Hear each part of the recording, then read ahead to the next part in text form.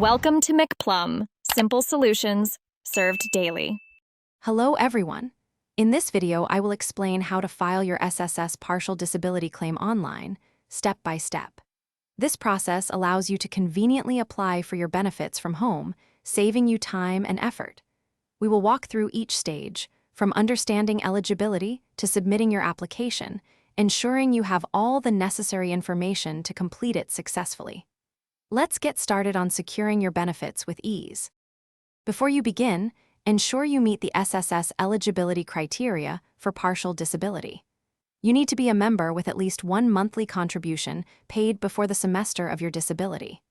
Your condition must be a permanent partial disability, such as the loss of a finger or sight in one eye. Gather essential documents like your disability claim application form, an SSS medical certificate from your doctor, valid ID, and any supporting medical records like X-rays or lab results. Now let's navigate the online portal.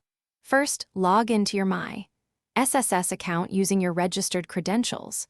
Once inside, locate and click on Apply for Disability Claim found under the Benefits tab. Take a moment to read the important reminders, then tick the certification box to proceed. You will then supply all required information in the online form. Finally, upload clear and readable copies of your supporting documents, ensuring each file does not exceed 5 megabytes. After filling out all details and uploading documents, carefully review everything for accuracy before clicking Submit. Once submitted, a transaction number will be displayed. Make sure to note this for your records. SSS will send notifications to your registered email regarding your application status.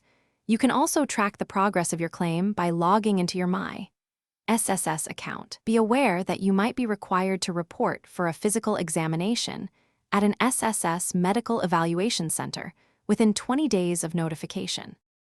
Thanks for watching. Stay juicy and subscribe.